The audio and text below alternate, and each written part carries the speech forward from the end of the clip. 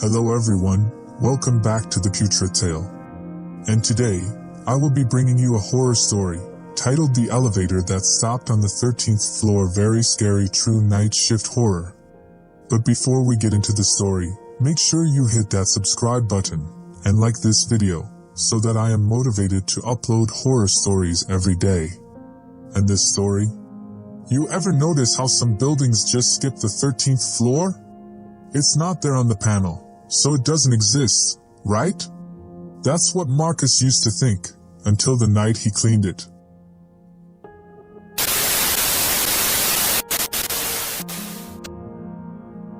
You'd think that after 4 years of doing the same thing every single night, Marcus would have been numb to weirdness. Same uniform. Same cart. Same quiet corridors with flickering fluorescents and lukewarm vending machines. He cleaned floors, dumped trash, wiped glass, and took the elevator up and down so many times that sometimes he swore he could feel the weight of the building shifting with him.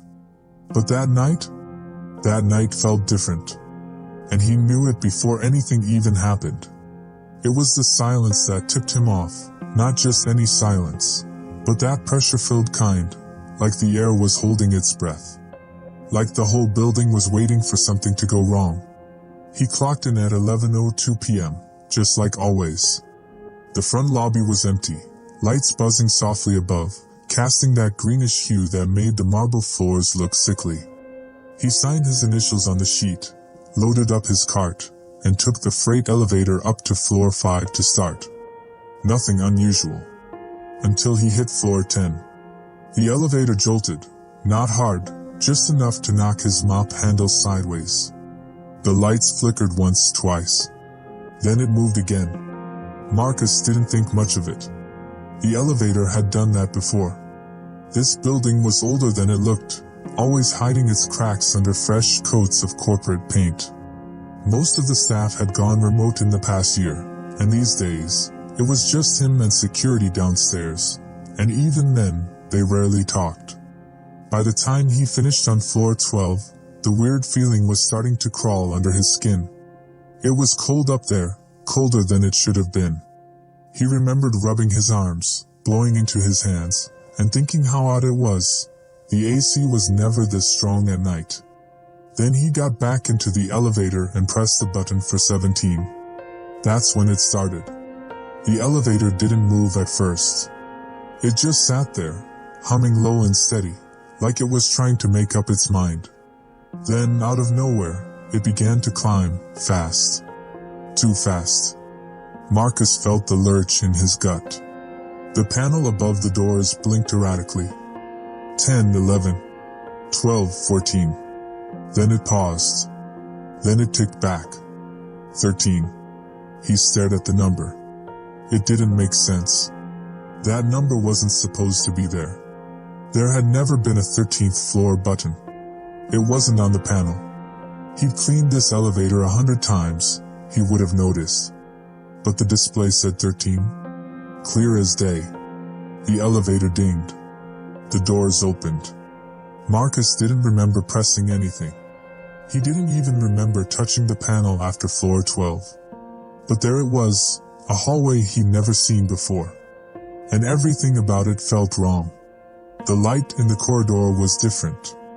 Not just dim, sickly, like it had passed through tinted glass. The floor tiles were checkerboard, black and white, warped in some spots like old linoleum. The walls had that grimy yellow tone, like nicotine-stained wallpaper, even though there wasn't any wallpaper. Just paint, peeling in small strips. He didn't step out, not yet. Just stood in the doorway, leaning slightly forward. There were doors on both sides of the hallway. Office doors, he assumed. No labels, no signage. No exit signs, which was a violation. No room numbers either. The hallway stretched far, too far. Way longer than the footprint of the building should have allowed. And it was quiet. Not just, no one's here. Quiet. It was the kind of quiet that presses against your ears, like being underwater. Like something didn't want to be heard. And there was a smell. Burned plastic mixed with something damp, like wet carpet that had been sealed in for too long. Marcus felt the first spike of fear in his chest right then. He looked back at the elevator panel, expecting it to light up again and carry him away like it always did. But the lights on the panel were off. No buttons glowing. Just dark, blank metal. The closed door button didn't respond when he pressed it. Nothing did. And that's when he noticed it, the subtle shift in the air. Like the hallway had inhaled. Marcus reached to push the cart forward, thinking maybe if he rolled it slightly, the sensor would detect movement and close the doors again. But the moment the front wheels touched the 13th floor, the temperature dropped 10 degrees. Instantly. Like walking into a freezer. His breath came out white in the air. And in that same moment, the overhead lights buzzed louder, flickered, then steadied, just enough to catch a shadow at the far end of the hall.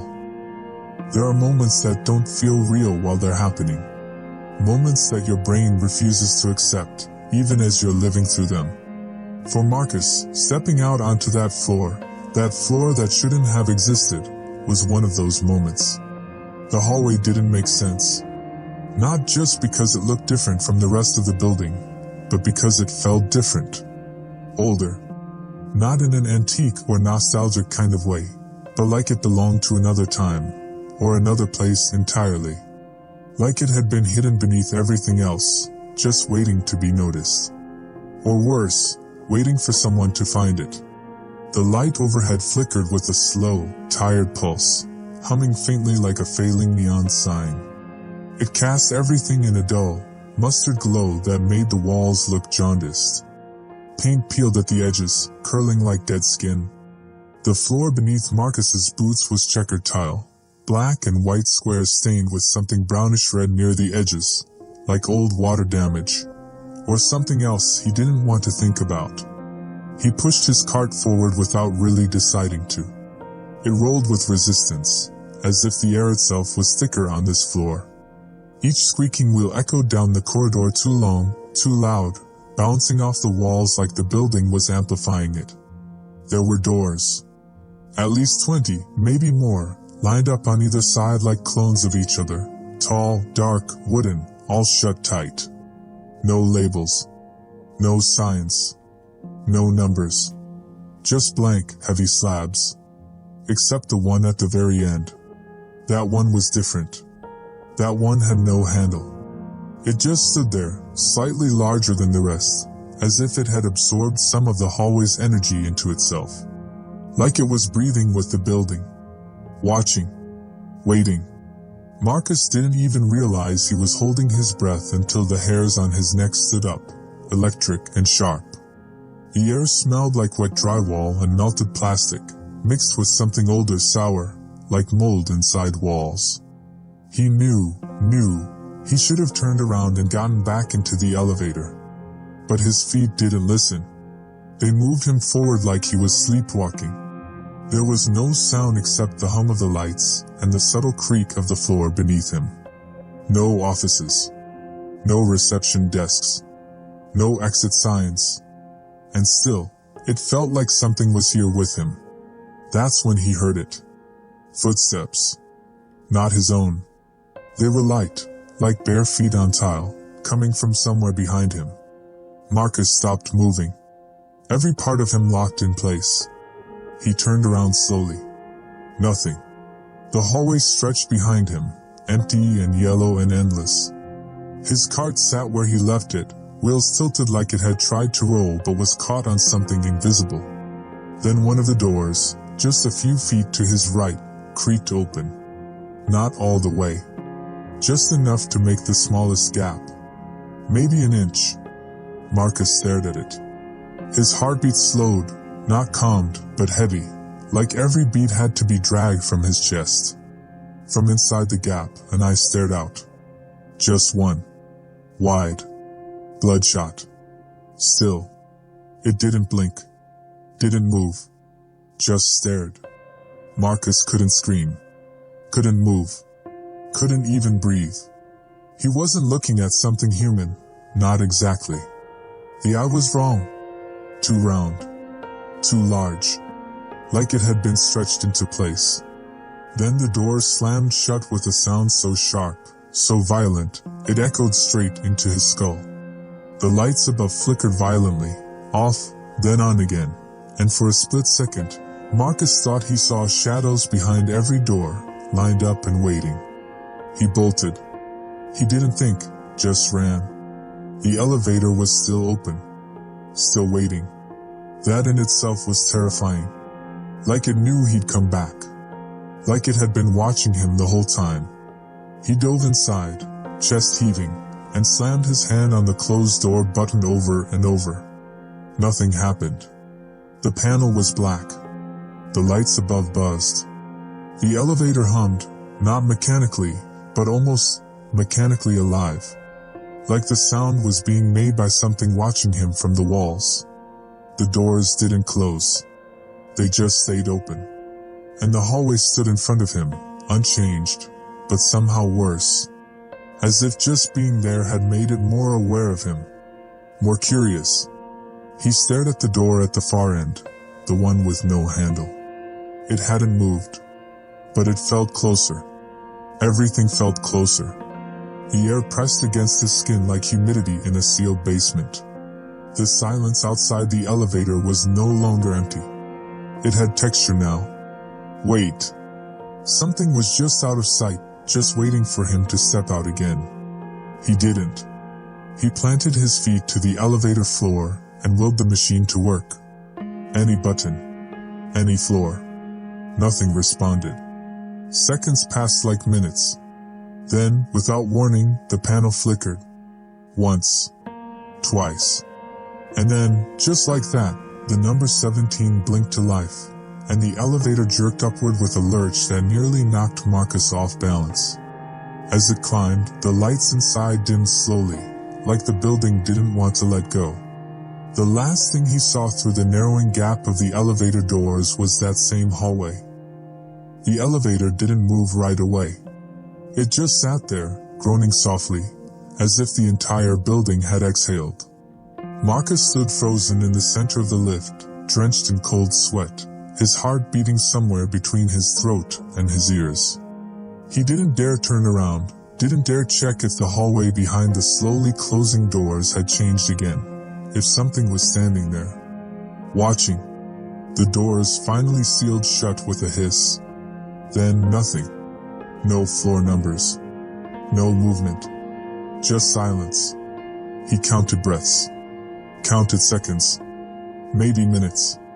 He lost track. His eyes stayed locked on the dead elevator panel, praying for something, anything, to change. And then it did. The screen blinked. 14. Then 15. And finally, 17. Like nothing had ever happened. When the doors opened, he expected to see more of the impossible, the flickering yellow light, the warped checkered tile. But instead, it was just another floor. The same sterile hallway he'd cleaned 100 times. Beige walls. Gray carpet. Emergency exit signs glowing green above doorways like they were supposed to. Normal. Almost. He stepped out, one foot after the other, like walking across thin ice. The air was warmer here, but it clung to him anyway, that coldness from the 13th floor. Like he'd brought something up with him. Something that didn't belong. He left the cart behind. Didn't even look back. Marcus didn't say a word to anyone. What would he say? No one ever believed stories like this. Not really. Even he didn't believe it as he stood alone in the janitor's closet downstairs, staring blankly at the rows of cleaning supplies still trembling. It didn't feel real. Not until later that night, when he was lying in bed, staring up at the ceiling fan, and it stopped spinning. On its own. That was the first sign. The next came 3 nights later, when he returned to work and found that a hallway he walked down every night, past the vending machines and the fire extinguisher, now led into a dead-end wall. Just gone. Like it had never been there. He even checked the blueprints on a clipboard in the security office, but they showed nothing had changed. That's when the dream started. Not normal dreams. Not surreal or bizarre. Replays. The same yellow hallway. The same black and white floor. And always that door with no handle. It never moved, not at first. Just stood at the end of the hall, untouched, like some kind of boundary.